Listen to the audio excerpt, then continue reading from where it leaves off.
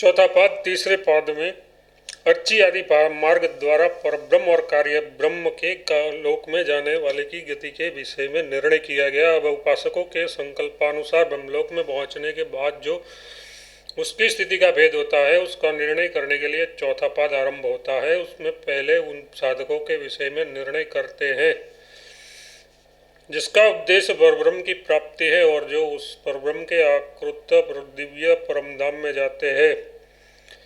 परमधाम को प्राप्त होकर इस जीव का अपने वास्तविक स्वरूप से प्रकट होता है, क्योंकि श्रुति में वैसा ही कहा गया है। व्याख्या: जो ये उपासक इस शरीर से ऊपर उठकर परम ज्ञान स्वरूप परमधाम को प्राप्त होता है वह वहाँ अपने वास्तविक स्वरूप में संपन्न हो जाता है। ये आत्मा है, ऐसा आचार्य ने कहा। ये उसको प्राप्त होने वाला अमृत है, अभय है और यही ब्रह्म है। निसंदेह इस प्राप्य परब्रह्म का नाम सत्य है। इस श्रुति से यही सिद्ध होता है कि परमधाम को प्राप्त होते ही वह साधक अपने वास्तविक स्वरूप से संपन्न हो जाता है। यथार्थ प्राकृतिक सूक्ष्म शरीर से रहित, श्रुति में बताए हुए पुण्य पाप शून्य, जरा मृत्यु आदि विकारों से रहित, सत्यकाम सत्य संकल्प शुद्ध एवं अजर अमर रूप से युक्त हो जाता है। इस प्रकरण में जो संकल्प से ही पितर आदि की उत्पत्ति होने का वर्णन है वह ब्रह्म विद्या के आद्य महात्मा का सूचक है। उसका भाव यह है कि जीवन काल में ही हृदयाकाश में भीतर संकल्प से पितृलोक आदि के सुख का अनुभव होता है, न कि ब्रह्मलोक में जाने के बाद, क्योंकि उस प्रकरण के वर्णन में ये बात स्पष्ट है। वहाँ जीवन काल में ही उनका संकल्प से उपस्थित होना कहा है।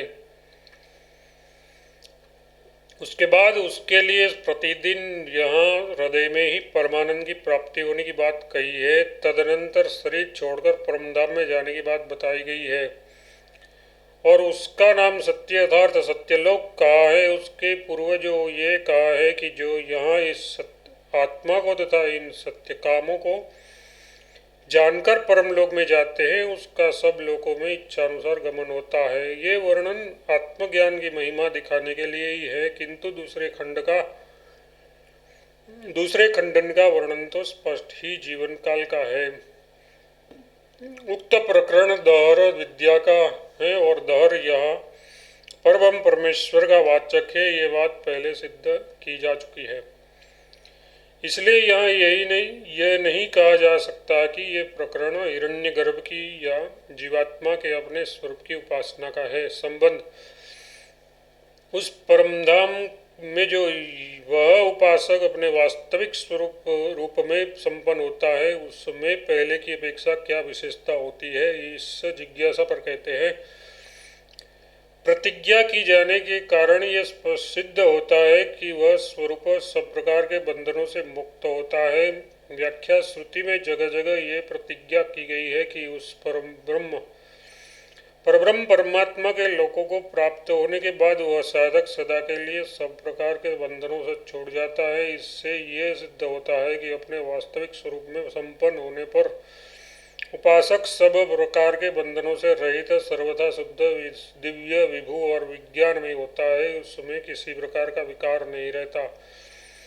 पूर्व काल में अनादि सिद्ध कर्म संस्कारों के कारण जो उसका स्वरूप कर्मानुसार प्राप्त शरीर के अनुरूप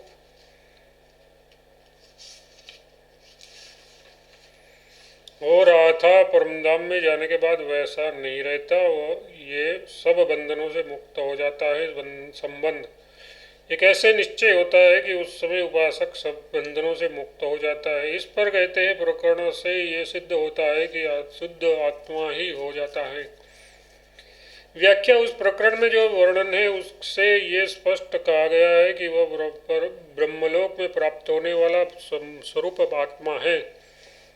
अतः उस प्रकरण से ही यह सिद्ध होता है कि उस समय वह सब प्रकार के बंधनों से मुक्त होकर परमात्मा के समान परम दिव्य शुद्ध स्वरूप से युक्त हो जाता है। गीता अध्याय 4।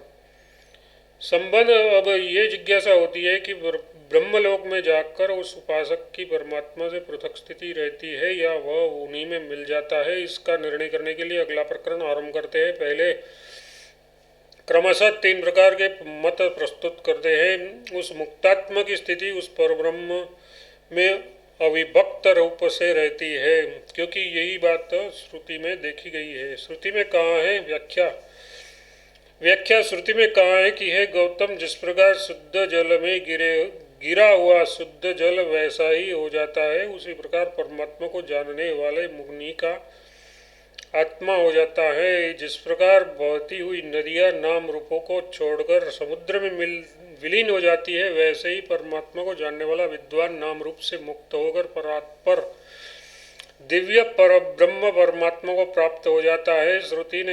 श्रुति के इस वर्णन से यह सिद्ध होता है कि मुक्तात्मा उस पर ब्रह्म परमात्मा में अविभक्त रूप से ही स्थित हो जाता है।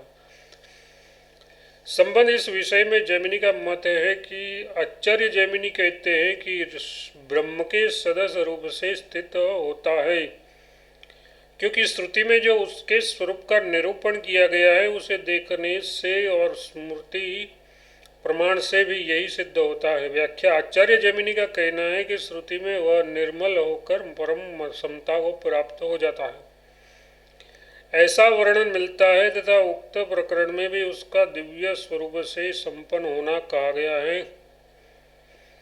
एवं गीता में भी भगवान ने कहा है कि इस ज्ञान का आश्रय लेकर मेरे दिव्य गुणों की समता को प्राप्त हुआ महापुरुष सृष्टिकाल में उत्पन्न और प्रलय काल में स्थित नहीं होते।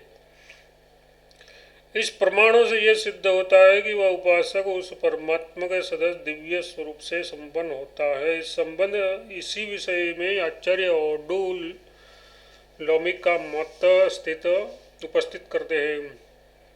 केवल चेतन मात्र स्वरूप से स्थित रहता है, क्योंकि उसका वास्तविक स्वरूप वैसा ही है, ऐसा आचार्य औडुलोमी कहते हैं। व्याख्या परमधाम में गया हुआ मुक्तात्मा अपने वास्तविक चैतन्य मात्र स्वरूप से स्थित रहता है, क्योंकि श्रुति में उसका वैसा ही स्वरूप बतलाया गया है। बृहदारण्यक में कहा है कि जिस प्रकार नमक का डला बाहर निकलने से भीतर सबका सब रसधन है, वैसे ही ये आत्मा बाहर भीतर के भेद से रहित सबका सब प्रधान धन ही है।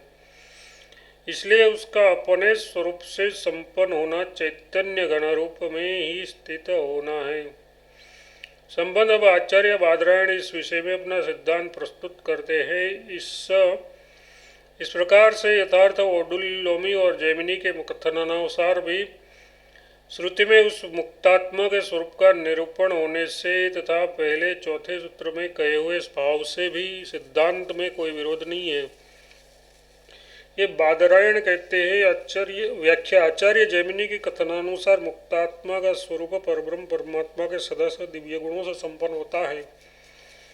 ये बात श्रुतियों और स्मृतियों में भी कही गई है, तथा आचार्य औडुलोमी ने कथनानुसार चेतन मात्र स्वरूप से स्थित होने वाला चेतन मात्र स्वरूप से स्थित होने का वर्णन भी पाया जाता है। इसी प्रकार पहले 4 सूत्र में जैसा बताया गया है उसके अनुसार परमेश्वर में भिन्न रूप से स्थित होने का वर्णन भी मिलता है। इसलिए यही मानना ठीक है कि उस मुक्तात्मा के भावानुसार उसकी तीनों ही प्रकार से स्थिति हो सकती है, इसमें कोई विरोध नहीं है।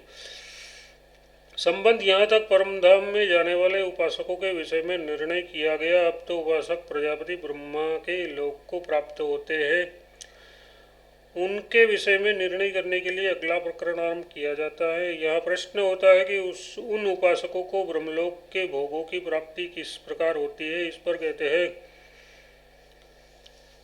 उन भोगों की प्राप्ति तो संकल्प से ही होती है, क्योंकि श्रुति में यही बात कही गई है।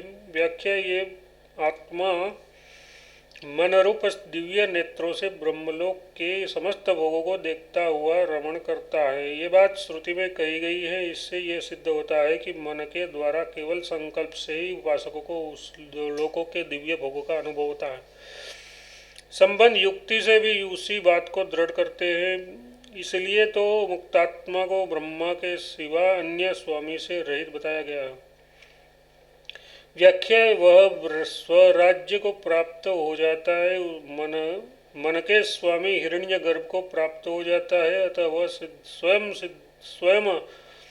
स्वयं बुद्धि मन वाणी नेत्र और श्रोत्र सबका स्वामी हो जाता है। भाव यह है कि एक ब्रह्मा जी के सिवा अन्य किसी का भी उस पर आधिपत्य नहीं रहता। इसीलिए पूर्वस्त्र में कहा गया है कि वह मन के द्वारा संकल्प मात्र से ही सब दिव्य भोगों प्राप्त कर लेता है। संबंध उसे संकल्प मात्र से जो दिव्य भोग प्राप्त होते हैं उसके उपभोग के लिए वह शरीर भी धारण करता है या नहीं, इस पर आचार्य बादरी का मत उपस्थित करते हैं। उसके शरीर नहीं होता ऐसा आचार्य बादरी मानते हैं, क्योंकि इसी प्रकार श्रुति कहती है। व्याख्या आचार्य बादरी का कहना है कि उस लोक में स्थूल शरीर का अभाव है, अब अतः बिना शरीर के केवल मन से ही उन भोगों को भोगता है, क्योंकि श्रुति में इस प्रकार कहा है, निश्चय ही वह ये आत्मा इस दिव्य नेत्र मन के द्वारा जो ये ब्रह्मलोक के भोग है इनको देखता हुआ रमण करता है। इसके सिवा उसका अपने दिव्य रूप से संपन्न होना भी कहा है। दिव्य रूप स्थूल देह के कार्य बंधन से रहित होता है, इसलिए कार्य ब्रह्म के लोक में गए हुए मुक्तात्मा के स्थूल शरीर का अभाव मानना ही उचित है। संबंध इस विषय में आचार्य जैमिनी का मत बतलाते हैं। आचार्य जैमिनी मुक्तात्मा के शरीर का अस्तित्व मानते हैं, क्योंकि इस कई प्रकार से स्थित होने का श्रुति में वर्णन आता है। व्याख्या आचार्य जैमिनी का कहना है कि मुक्तात्मा एक प्रकार से होता है, तीन प्रकार से होता है, 5 प्रकार से होता है, 7 प्रकार से, 9 प्रकार से तथा 11 प्रकार से होता है, ऐसा कहा गया है। इस तरह श्रुति में इसका नाना भावों से युक्त होना कहा है। इससे यही सिद्ध होता है कि उसके स्थूल शरीर का भाव है, यथार्थ वह शरीर से युक्त होता है, अन्यथा इस प्रकार श्रुति का कहना संगत नहीं हो सकता। संबंध अब इस विषय में आचार्य बादरायण मत प्रकट करते हैं। वेदव्यास जी कहते हैं, पूर्वोक्त दोनों मतों से द्वादशा यज्ञ की भांति दोनों प्रकार की स्थिति उचित है। वेदव्यास जी कहते हैं कि दोनों आचार्यों का कथन प्रमाण युक्त है, अतः उपासक के संकल्पनानुसार शरीर का रहना और न रहना दोनों ही संभव है। जैसे द्वादशा यज्ञ श्रुति में कहीं अनेक कृतक होने पर सत्र और नियर्तक होने पर अहीन माना गया है, उसी तरह यहाँ भी श्रुति में दोनों प्रकार का कथन होने से मुक्तात्मा का स्थूल शरीर से युक्त होकर दिव्य भोगों का भोगना और बिना शरीर के केवल मन से उसका उपभोग करना भी संभव है। उसकी ये दोनों प्रकार की स्थिति उचित है, इसमें कोई विरोध नहीं है। संबंध बिना शरीर के केवल मन से उपभोग कैसे होता है, इस जिज्ञासा पर कहते हैं, शरीर के अभाव में स्वप्न की भांति भोगों का उपभोग होता है, क्योंकि यही मानना युक्ति संगत है। व्याख्या जैसे स्वप्न में स्थूल शरीर के बिना मन से ही समस्त भोगों का उपभोग होता देखा जाता है, वैसे ही ब्रह्मलोक में भी बिना शरीर के समस्त दिव्य भोगों का उपभोग होना संभव है। इसलिए बादरी की ये मान्यता सर्वथा उचित ही है। संबंध शरीर के द्वारा किस प्रकार उपभोग होता है, इस जिज्ञासा पर कहते हैं, शरीर होने पर जागृत अवस्था की भांति उपभोग होना युक्ति संगत है। व्याख्या आचार्य जैमिनी के मतानुसार जिस मुक्तात्मा को शरीर की उपलब्धि होती है वह उसके द्वारा उसी प्रकार भोगों का उपभोग करता है, जैसे यहाँ जागृत अवस्था में साधारण मनुष्य विषयों का अनुभव करता है। ब्रह्मलोक में ऐसा होना भी संभव है, इसलिए दोनों प्रकार की स्थिति मानने में कोई आपत्ति नहीं है। संबंध जैमिनी के जैसा श्रुति का प्रमाण दिया है, उसके बाद अनुसार मुक्तात्मा के अनेक शरीर होने की बात ज्ञात होती है। इसलिए ये जिज्ञासा होती है कि अनेक शरीर निरात्मक होते हैं या उसका अधिष्ठाता इससे भिन्न होता है।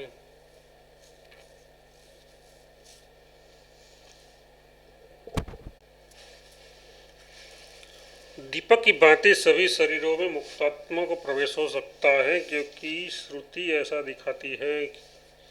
अथवा जिस प्रकार अनेक बिल्लों के बिजली की एक ही शक्ति, जैसे अनेक दीपकों में एक ही अग्नि प्रकाशित होती है, अथवा जिस प्रकार अनेक बिल्बों में बिजली की एक ही शक्ति व्याप्त होकर उन सबको प्रकाशित कर देती है, उसी प्रकार एक ही मुक्तात्मा अपने संकल्प से रचे हुए समस्त शरीरों में प्रविष्ट होकर दिव्यलोकों में भोगों का उपभोग कर सकता है, क्योंकि श्रुति में उस एक का ही अनेक रूप होना दिखाया गया है। संबंध मुक्तात्मा तो समुद्र में नदियों की भांति नाम रूप से मुक्त होकर उस परब्रह्म परमात्मा में विलीन हो जाता है, ये बात पहले कह चुके हैं। इसके सिवा और भी जगह जगह इसी प्रकार का वर्णन मिलता है। फिर यहाँ अनेक नाना शरीर धारण करने की और यथेच्छा भोग भूमियों में विचरने की बात कैसे कही है, इस जिज्ञासा पर कहते हैं सुषुप्ति और परब्रह्म की प्राप्ति इन दोनों में से किसी एक की अपेक्षा से कहे हुए वे वचन हैं, क्योंकि श्रुतियों में इस बात को स्पष्ट किया गया है। व्याख्या: श्रुति में जो किसी प्रकार का ज्ञान न रहने की और समुद्र में नदी की भांति उस परमात्मा मिल जाने की बात कही गई है, वो पर कार्य ब्रह्म के लोकों को प्राप्त होने वाले अधिकारियों के विषय में नहीं है, अपितु लय अवस्था को लेकर वैसा कथन है। प्रलय काल में भी प्राणियों की स्थिति सुषुप्ति की भांति ही रहती है, इसलिए उसका पृथक उल्लेख सूत्र में नहीं दिया गया, सूत्र में नहीं किया, यही अनुमान होता है। अथवा परब्रह्म की प्राप्ति यथार्थ सायुज्य मुक्ति को लेकर वैसा कहा गया है।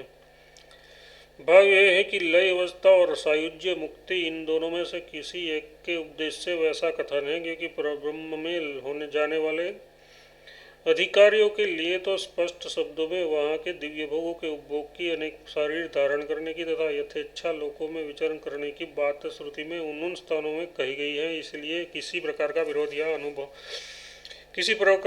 या असंभव बात नहीं है। संबंध यदि ब्रह्मलोक में गए हुए मुक्त आत्माओं में इस प्रकार अपने अनेक शरीर रचकर भोगों का उपभोग करने की सामर्थ्य है, तो उनमें परमेश्वर की भांति जगत की रचना आदि कार्य करने की भी सामर्थ्य हो जाती होगी। ये जिज्ञासा पर कहते हैं, जगत की रचना आदि व्यापार को छोड़कर और बातों में ही उनकी सामर्थ्य है।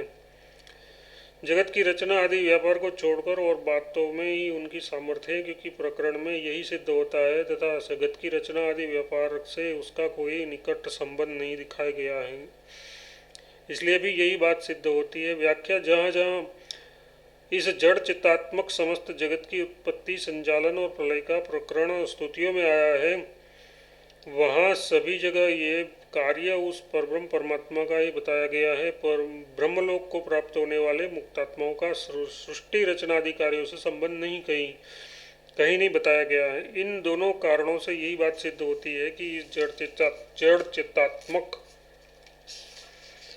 समस्त जगत की रचना, उसका संचालन और प्रलय आदि जितने भी कार्य हैं, उसमें उस मुक्तात्माओं का कोई हाथ या सामर्थ्य नहीं है। वे केवल वहाँ के दिव्य भोगों को उपभोग करने की ही यथेष्टा सामर्थ्य रखते हैं। संबंध इस पर पूर्व पक्ष उठाकर उसके समाधान पूर्व सूत्र में कहे हुए सिद्धांत को पुष्ट करते हैं। यदि कहो कि वहाँ प्रत्यक्ष रूप से इच्छानुसार लोकों में विचरने का उपदेश है, अर्थात वहाँ जाकर इच्छानुसार कार्य करने का अधिकार बताया गया है, तो ये बात नहीं है, क्योंकि वह कहना अधिकारियों के लोकों में स्थित भोगों का उपभोग करने के लिए ही है।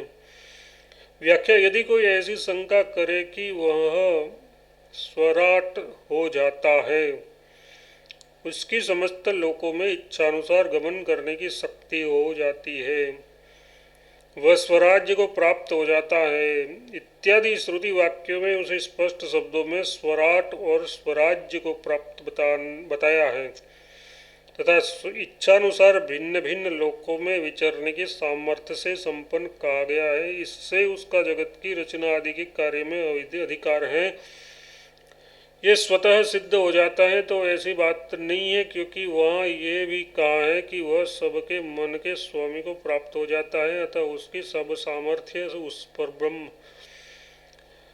अतः उसकी सब सामर्थ्य उस ब्रह्मलोक की प्राप्ति के प्रभाव से है और ब्रह्मा के अधीन है, इसलिए जगत के कार्य में हस्तक्षेप करने की उसमें शक्ति नहीं है। उसे जो शक्ति और अधिकार दिए गए हैं वे केवल उन अधिकारियों के लोकों में स्थित भोगों का उपभोग करने की स्वतंत्रता के लिए ही है। अतः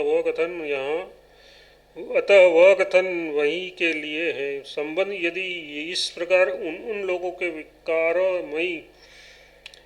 में भोगों का उपभोग करने के लिए ही वे सब शरीर, शक्ति और अधिकार आदि उसे मिले हैं, तब तो देवलोकों को प्राप्त होने वाले कर्माधिकारियों के सदस्य ब्रह्म विद्या का भी फल हुआ। इसमें विशेषता क्या हुई, इस जिज्ञासा पर कहते हैं, इसके सिवा वह मुक्तात्मा जन्मादि विकारों से रहित ब्रह्मरूप फल का अनुभव करता है, क्योंकि उसकी वैसी स्थिति श्रुति कहती है। व्याख्या: श्रुति में ब्रह्म विद्या का मुख्य फल परब्रह्म की प्राप्ति बताया गया है, जो जन्म जरा आदि विकारों को न प्राप्त होने वाला, अजर अमर, समस्त पापों से रहित तथा कल्याणमय दिव्य गुणों से संपन्न है। इसलिए यही सिद्ध होता है कि उसको प्राप्त होने वाला फल कर्मफल की भांति विकारी नहीं है, ब्रह्मलोक के भोग और आनुषंगिक फल है। ब्रह्म विद्या की समर्थता तो परब्रह्म की प्राप्ति कराने में ही है। श्रुति में उस मुक्तात्मा की ऐसी ही स्थिति बताई गई है। यथार्थ जब वह जीवात्मा इस देखने में न आने वाले शरीर रहित बतलाने में न आने वाले तथा दूसरे का आश्रय न लेने वाले परब्रह्म परमात्मा में निर्भयता पूर्वक स्थिति लाभ करता है, तब वह निर्भय पद को प्राप्त हो जाता है। संबंध पहले कहे हुए सिद्धांत को ही प्रमाण से दृढ़ करते हैं। श्रुति और स्मृति भी इस प्रकार दिखलाती है।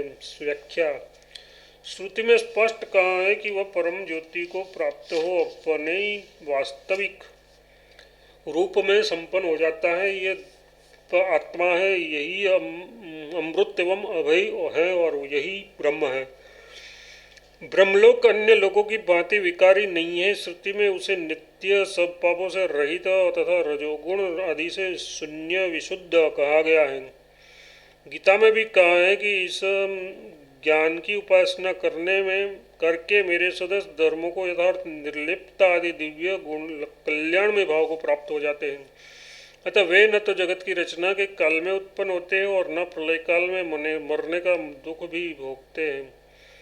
इस प्रकार श्रुतियों और स्मृतियों में जगह जगह मुक्तात्मा की वैसी स्थिति दिखाई गई है। उसका जो उन अधिकारी वर्गों के लोकों में जाना आना और वहाँ के भोगों का उपभोग करना है, वह लीला मात्र है, संबंधन कारक या पुनर्जन्म का हेतु नहीं है। संबंध: ब्रह्मलोक में जाने वाले मुक्तात्मा का जगत की उत्पत्ति आदि में अधिकार या सामर्थ्य नहीं है। इस पूर्वोक्त बात को इस प्रकरण में अंत में पुनः सिद्ध करते हैं। भोग मात्र में समतारूप लक्षण से भी यही सिद्ध होता है कि उसका जगत की रचना आदि में अधिकार नहीं होता।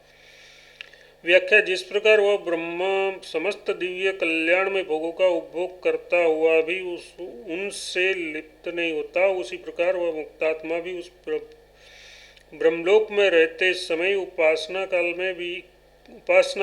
में की हुई भावना के अनुसार प्राप्त हुए वहाँ के दिव्य भोगों का बिना शरीर के स्वप्न की भांति केवल संकल्प से या शरीर धारण पूर्वक जगत की भांति उपभोग करके भी उससे लिप्त नहीं होता। इस प्रकार भोग मात्र से उस ब्रह्म के साथ उसकी समानता है। इस लक्षण से भी यही सिद्ध होता है कि जगत की रचना आदि कार्य में उसका ब्रह्म के समान किसी भी अंश में अधिकार या सामर्थ्य नहीं है। संबंध: यदि ब्रह्मलोक को प्राप्त होने वाले मुक्तात्मा की सामर्थ्य सीमित है, परमात्मा के समान असीम नहीं है, तब तो उसके उपभोग का समय पूर्ण होने पर उसका पुनर्जन्म भी हो सकता है। इस पर कहते हैं, ब्रह्मलोक में गए हुए आत्मा का पुनरागमन नहीं होता, ये बात श्रुति के वचनों से सिद्ध होती है। पुनरागमन नहीं होता, ये बात श्रुति के वचनों से सिद्ध होती है।